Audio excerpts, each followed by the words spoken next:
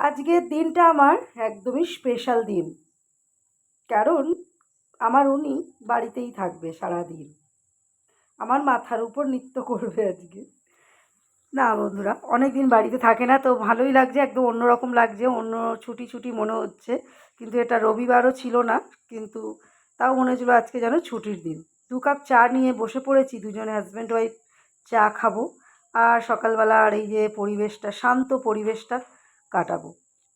তারপর দুজনে মিলে একটু বললাম, যাও একটু বাজার করে নিয়ে আসো, তুমি আজকে বাড়ি আছো, যাও বাজারে দেখো কী পাও, সকাল সকাল যাও, তাহলে গরমে তাড়াতাড়ি বাজার থেকে যা হোক পাবে কিছু নিয়ে চলে আসবে। এই বলে তাকে তাড়া দিয়ে বার করে দেওয়ার চেষ্টা করলাম যে যাক, সকাল সকাল বাজারে না গেলে ভালো কিছু টাটকা পাওয়া যায় না, সবজি ফবজি সব গরমে নষ্ট হয়ে যেতে থাকে। তারপরে চা খেয়ে আমি আমার কাজে লেগে যাব, ঘর মোছা বাসন মাজা যা আমাদের গৃহিণীদের কাজ। আর আমার রুদ্রকেও ওঠাতে হবে, তাকেও একটু হরলিক্স করে পাঠাতে হবে পড়তে। আর আজকের দিনটা দেখুন কত সুন্দর পরিষ্কার, মনে হচ্ছে যেন শান্ত একদম। আর আমাদের এখানটা ফাঁকা তো, মনে হয় যেন আমরা সত্যি খুব সুন্দর লাগে আমার। আমার কোনো চেঁচামেচি নেই, কোনো মানে আশেপাশে ঝগড়াঝাটি নেই, আমাদের এলাকাটা মানে ভীষণ ভালো লাগে আমার। আমার তো খুব ভালো লাগে। তারপর আমি আবার চাটা শেষ করলাম। এই যে দুধের চাই বানিয়ে ফেলেছি সকাল সকাল বন্ধুরা। একদম দুজনে মিলে চাটা খাওয়ার অনুভূতিটা একটা অন্যরকম লাগে, তাই না? পরিবারের সাথে একা একা রোজ চা খাই, ভালো লাগে না। আজকে ওনাকে পেয়ে মনে হলো যেন আজকে দিনটা ভালোই করে একটু কাটাই। এই যে তারপর উনি প্রণাম করে বেরোচ্ছে দোকানের দিকে, দোকানটাও দেখে আসবে, কালকে তালা দিয়ে এসেছিলো, ঠাকুরের নাম করে বেরোচ্ছে। রাধে রাধে বললো, বলে বেরালো। তারপর আমি আমার কাজে শুরু হবে, আমার বাসি কাজ যেটা পড়ে আছে। স্টার্ট দিয়ে বেরিয়ে পড়ছেন উনি। তারপর আমি আর বসে না থেকে এবার লেগে যাই আমার কাজে। সেই ব্লগটা আমি আপনাদের সাথে শেয়ার করব বন্ধুরা, একদম অল্প ছোট ছোট ভিডিও। আজকে আমার ওনার সাথে কি কি সারাদিন কাটালাম না করলাম সেইটুকু। স্কিপ না করে ভিডিওটা অবশ্যই দেখবেন বন্ধুরা। আর আমাদের নানান দিনের খুঁটিনাটি এই আমাদের মেয়েদের কাজ। এই যে তারপর বাজারে বেশ খানিকটা সময় কেটে গেছে, বাসি কাজ আর দেখানোর সময় নেই, অফ ক্যামেরাতেই আমি করে নিলাম। তারপর উনি আজকে বাড়ি আছে, তো বললো আজকে যখন বাড়ি আছি, সময় যখন পেয়েছি, দেখুন না সূর্য মামা কেমন তেজ হয়ে গেছে। তখনও বাজে 8:30 প্রায় বাজে, বেশি বাজে না, 8:30 মতো বাজে। এবার উনি সারা দিকে অনেক লতা পাতায় জঙ্গল হয়ে গেছে। আর মানে কি বলবো, মানে বিশাল অবস্থা খারাপ, জঙ্গলে জঙ্গল। সামনেরটুকুই আমাদের মানে বাগান মতন। তো উনি আজকে বলেছে আজকে সব কেটে পরিষ্কার করে দেবো। আমি তো সেটাই ভালো হবে, এইটাই আজকে খুব ভালো একটা দিনের কাজ হবে, যে এই জঙ্গলটা যদি একটু পরিষ্কার করা যায়, তাহলে গাছটা ছেঁটে দিলে বর্ষার সময় খুব বেড়ে যায়। আর বিশেষ করে পোকা মাকড় সাপ, তারপরে আপনার জোঁক, এগুলো কিন্তু সবসময় থাকে, গাছের মধ্যেও থাকে। তার জন্য আমি বললাম একটু পরিষ্কার করে দাও। তাহলে আমি চলো ভিডিওর মাধ্যমে শেয়ার করি, সেটা সবসময় তো দেখানো হয়। আর আমাদের চারিপাশটা দেখুন কত শান্ত, একটা লোক দেখতে পাবেন না, মনে হচ্ছে যেন আমরা এইখানে একাই থাকি, তাই না? পুরো দূর দূরান্ত থেকে কিচ্ছু দেখা যাচ্ছে না। পরিবেশটা কিন্তু আমার খুব ভালো লাগে। আমরা যখন জমি কিনে এসেছি তখন মনে হতো যে কি করে থাকবো এখানে, তো সেরকম ওষুধের দোকান কাছাকাছি নেই। বেশ 15-20 মিনিট আপনার অটো রিক্সা করে গেলে তারপর রোড পড়ে, তারপরে জিনিসপত্র। তখন আমার খুব চিন্তা হতো। তারপর ভাবলাম না, ঠিক আছে চলো, থাকতে যখন হবে। তারপরে সব কেটে কুটে উনি ঘর হাত পা ধুয়ে এসে ফের একটু চা করলাম। আমি এবার স্টিলের গ্লাসে খাই, জানেন তো রোজই।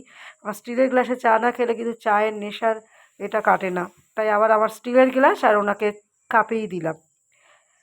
উনি ফোন দেখতে ব্যস্ত, বেশ খানিকটা গল্প করে আড্ডা দিয়ে আমার ছেলে তখনও পড়ে আসেনি। তো আমি এবার রান্নাবান্নার দিকে চলে যাই বন্ধুরা। ভেন্ডি আলু দিয়ে একটা তরকারি করব, নিরামিষ, মানে শুকনো শুকনোই করব বেশি। আর এটা হলো খাসির মাংস নিয়ে এসেছে, তা বললো এটাও একটু আলু দিয়ে খাসির মাংসর ঝোল করে ফেলো, বেশি গাঢ় করতে হবে না, একটু ঝোলঝোলই করে ফেলো। হ্যাঁ তাই ঠিক আছে, তাই মতনই হবে। প্রথমে ভাত একদিকে বসিয়ে দিয়েছি, তারপরে একদিকে ভেন্ডি আলুর তরকারিটাও বসিয়ে দিচ্ছি, কেন অনেকটাই বেলা হচ্ছে। অফ ক্যামেরাতে অনেক কিছু করে নিতে হচ্ছে যাতে সেগুলো মানে সম্ভব না, আমার তো ক্যামেরা ধরার কেউ নেই। এইদিকে মশলাও করে নিয়েছি, ভেন্ডির মধ্যে একটুখানি আদা রসুন লঙ্কা জিরে মানে মশলাটা একটু দেবো, তাহলে ভালো লাগবে, নাহলে শুধু অতটা ভালো লাগে না। ভেন্ডি সেইভাবে আমরা অতটা পছন্দ করি না, কিন্তু সব সবজিই তো খেতে হয়, তার জন্যে মাঝে মাঝে রান্না করি।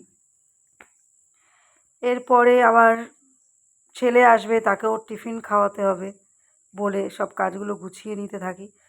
এদিকে আবার পরে আধ ঘন্টা হয়ে গেছে, তারপর ভেন্ডির তরকারিটা হয়েও গেছে। এই যে একটা ছোটো বাটিতে আমি বেশি হয়নি, অল্প একটু ছোটো বাটিতেই তুলে নিয়েছি। আর ভাতটা এদিকে ফুটে বেশ আধা আধা হয়ে গেছে। আর এদিকে আলু ভেজে নিয়েছি, মাংসের আলুটা ভেজে তুলে রেখেছি, রেখে এবার মাংসটা বসিয়ে দিয়েছি। এই সংসারের কাজ আপনাদের সাথে ভাগ করে নিতে পারলে নিজেকে ভালোই লাগে। রানুর পাশে সবাই থাকবেন। আর আমার ব্লগটা সত্যি যদি ভালো লেগে থাকে অবশ্যই একটা উৎসাহিতমূলক কমেন্ট করবেন, যাতে আমি আগামী দিন আরও ভালোভাবে ব্লগটা মানে দেওয়ার চেষ্টা করি আর কি। এই বলে আমি আমার সব কাজ আস্তে আস্তে গুছিয়ে নিতে থাকলাম, কারণ অনেক কাজও এমন থাকে যেটা অফ ক্যামেরা দেখা যায় না। বাসন মাজা, টুকটাক বাসন মাজা সব ছিল, সকালের চায়ের সবগুলো মেজে টেজে রেডি করে নিয়েছি। তারপর মশলা কষাতে কষাতে চলে গেছি পুকুর ধারে। কেন গেছি, আমার হাজব্যান্ড তখন বেজে গেছে 12টা 12:30, আর আমার ছেলে বাড়ি এসে টিফিন খেয়ে বাবার সাথে এখন চান করতে যাবে বলে বায়না ধরেছে।